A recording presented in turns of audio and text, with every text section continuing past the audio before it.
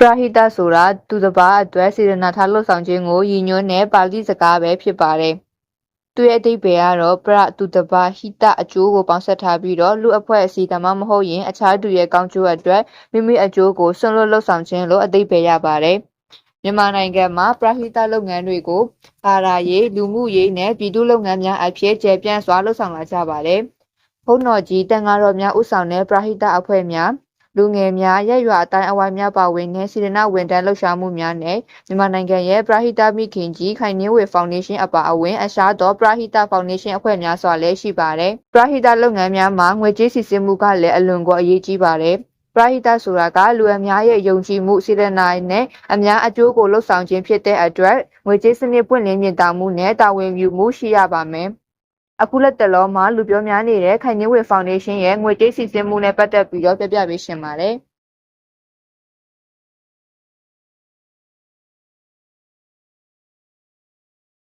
တိုင်းပြည်လုံးပေါ်ပရဟိတစိတ်ရှိတဲ့နိုင်ငံကျော်မင်းသမီးခိုင်နှင်းဝေရေကျမပေါ်ကိုချင်းစာတရားလေးရှိပေးပါလားရှင်းဆိုပြီးတော့မှအကောက်ပိုင်ရှင်တယောက်ကတင်ထားတာဖြစ်ပါတယ်။ဒီငွေတွေကအလကားရတဲ့ပတ်စံတွေမဟုတ်ရပါဘူး။ကျမအပေါင်းမသက်စေးော်ရောင်းပြီးမှရလာတဲ့ရွှေနှင်းစာပတ်စံတွေပါ။ကျမဟာခိုင်နှင်းဝေဖောင်ဒေးရှင်းကိုအရင်ကလည်းလူနေကြပါကျမမိတ်ဆွေတွေနဲ့ကျမအကောင့်ကလူတွေလည်းတည်ကြပါတယ်။ထိုင်းကတခြားလူတွေမခိုင်နှင်းဝေစီလူချင်းရင်တော့မှလူလို့ရအောင်ကျမကိုယ်တိုင်ကဥဆောင်ပြီးမှငွေကောက်ပေးခဲ့တဲ့သူပါ။ကျမတို့ကယုံကြည်ခဲ့ကြတာပါရှင်းဆိုပြီးမှအစပြုထားပါတယ်။ကျမမေလ9ရက်နေ့ကကုန်တယ်စီကိုအထက်ကို29တိန်း9,500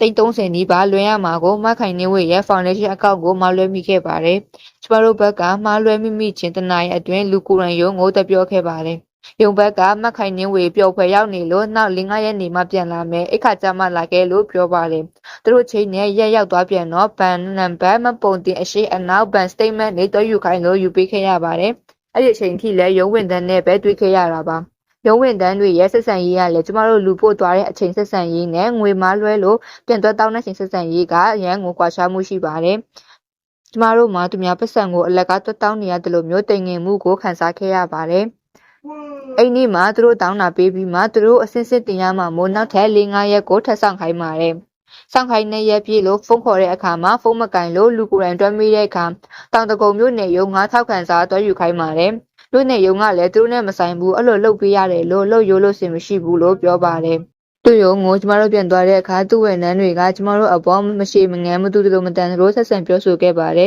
။ဒါကိုမခိုင်နှင်းဝေတိလားမသိဘူးလားဆိုတော့ကျမမသိပါဘူး။အဲ့ဒီအချိန်ထိကျမဟာမခိုင်နှင်းဝေမဟုတ်ရင်တာဝန်ရှိသူတူနဲ့လုံးဝမတွေ့ရသေးပါဘူး။ရုံးကဝန်ထမ်းကကျမတို့ကိုပြောလိုက်တာကမခိုင်နှင်းဝေမန်နေဂျာကအခုရှူတင်လိုက်နေရလို့ည9နာရီထိုးကျမတို့ကိုပြန်ဆက်သွယ်ပေးမယ်လို့ပြောလာပါတယ်။ကျမတို့ဖုန်းနံပါတ်ပဲယူထားပြီးမှမန်နေဂျာဖြစ်သူရဲ့ဖုန်းနံပါတ်ကိုတော့ကျမတို့မပေးလိုက်ပါဘူး။ည9နာရီထိုးမှမခိုင်နှင်းဝေမန်နေဂျာဆိုသူအမိခံတူကဖုန်းဆက်လာပါတယ်။သူပြောတာကမှားလွဲမိလို့တနင်္လာအတွင်းတွက်ပြောခဲ့တယ်ကျမတို့ငွေကိုအဲ့တနင်္လာအတွင်းမှပဲလူလိုက်ပါတယ်လို့ပြောခဲ့ပါတယ်။ဒါပေမဲ့အလူငွေလက်ခံလဲသူတို့မှမရှိသလိုဘဒုကိုလူလိုက်တယ်ဆိုတာလည်းမသိရပါဘူး။ကျမတို့ဘဒုနာမည်နဲ့လူတလဲလို့မေးတော့သူတို့မှတိမ်တောင်းရှိဝင်နေလို့အချိန်နဲ့တပြည့်ညအကုန်လူတယ်လို့ပြောပါတယ်။အမှန်တကယ်လူခဲ့ရင်လာပြောတဲ့တနင်္လာအတွင်းဘာလို့အဲ့လူရဲ့ကိစ္စကိုထဲမပြောခဲ့တာလဲ။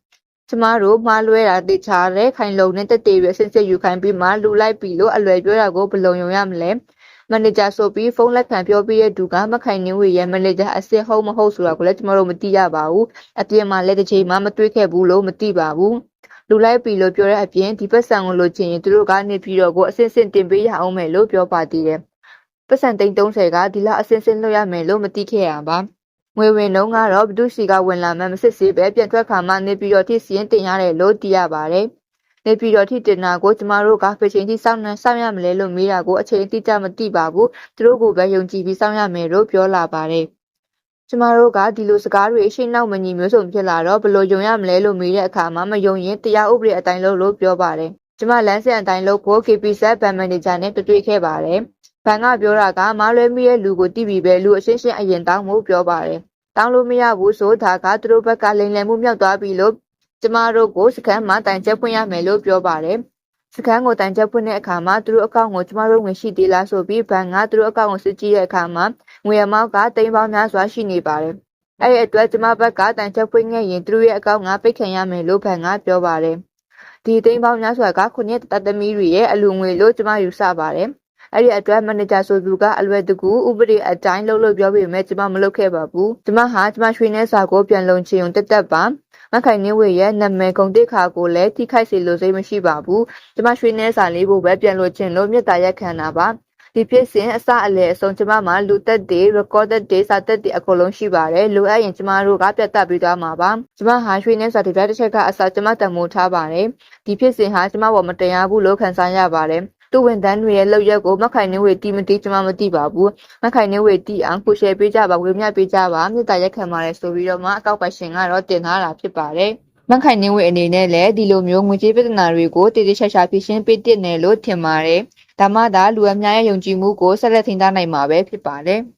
ပရဟိတလုပ်ငန်းများမှာငွေကြေးစနစ်ပွင့်လင်းမှာကရေရှည်တည်တံ့မှုလူထုရဲ့ပူပေါင်းပါဝင်မှုစေတနာဝန်ထမ်းများရဲ့စိတ်သက်မြင့်မာမှုကိုဖြစ်ထွန်းစေပါတယ်။ဒါပေမဲ့သတိပြုရမှာကတော့ပရဟိတလုပ်ငန်းများဟာစေတနာကိုအခြေခံထားတော့လဲစနစ်တကျစီမံခန့်ခွဲမှုနဲ့ငွေကြေးပွင့်လင်းမြင့်တာမှုမရှိပါကရည်ရွယ်ချက်တွေပြည့်ရွေးနိုင်နေဆိုတာကိုသတိပြုရပါမယ်။ဒါကြောင့်မို့လို့စေတနာပွင့်လင်းမြင့်တာမှုတာဝေယူမှုသုံးချက်လုံးညီညွတ်မှသာပရဟိတအစစ်အမှန်ဖြစ်ပါတယ်။